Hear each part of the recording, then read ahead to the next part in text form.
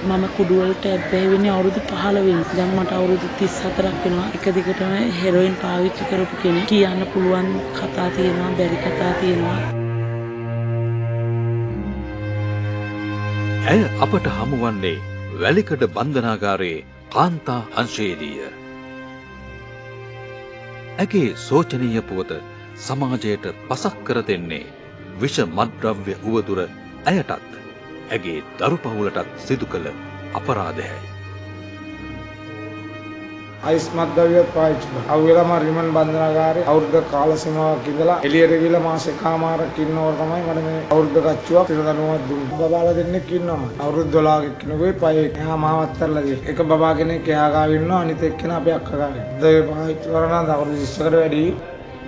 මත්ද්‍රව්‍ය සම්බන්ධ චෝදනාවලට හසුව සිරගතව සිටින තම සමීපතමයන්ගේ සුවදුක් විමසීමට පැමිණෙන මේ ඥාතීන්ගේ මුහුණු මත සටහන්ව ඇත්තේ අපමණ දුක් දුම්නස්ය.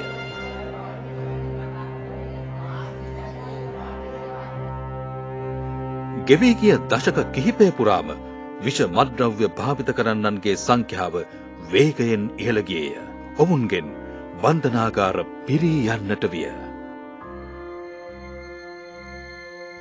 ලංකාවේ බන්ධනාගාර 36යි රඳවන්න පුළුවන් උපරිම සංඛ්‍යාව 10500යි.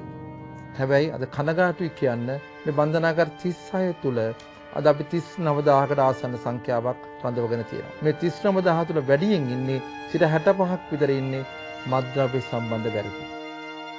මත් උවතුර නිසා බිඳී ගිය දූදරු මාපිය සම්බන්ධතා ගැනිය නොහැකි තරම්ය. කඩා වැටුණු පවුල් වලින් අත්හැරුණු දරුවෝ අපමණය. මං යාළුවොත් එක්ක විනෝද වෙන්න ගිහිල්ලා මම මත්ද්‍රව්‍ය වලට ඇබ්බැහි වුණා. අම්බ කරපු ඒ සේසත ඔක්කොම මත්ද්‍රව්‍ය බීලම නැති කරා. ඒ විනාඩි පාට ලැබෙන මේ විනෝදයක් විතරයි.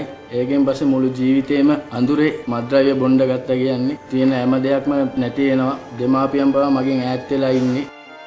වයස අවුරුදු 5ට අඩු දරුවන් සමග සිරගතව සිටින මව්වරුද අඩු නැත. මේ කුඩා දරුවන්ද ගෙවන්නේ සිරගත ජීවිතයකි.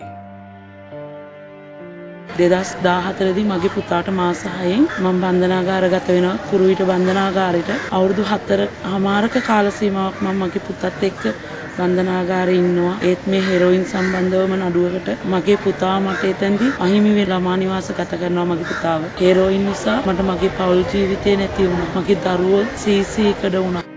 විෂ මත්ද්‍රව්‍ය භාවිත කරන්නන්ගේ ඉහළම ප්‍රතිශතය වාර්තා වන්නේ අවුරුදු 18ත් 35ත් අතරය.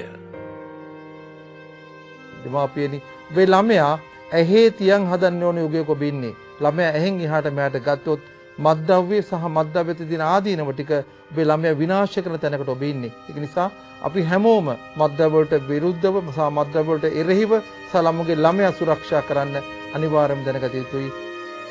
රටම එකට ජාතික මෙහෙයුම නිර්මාණය වන්නේ විෂ මත්ද්‍රව්‍ය ව්‍යසනය මෙරටින් තුරන් කිරීමේ අරමුණ පෙරදැරිවය. විෂ මතට එරෙහි වෙමු. රටම එකට ජාතික මෙහෙයුම.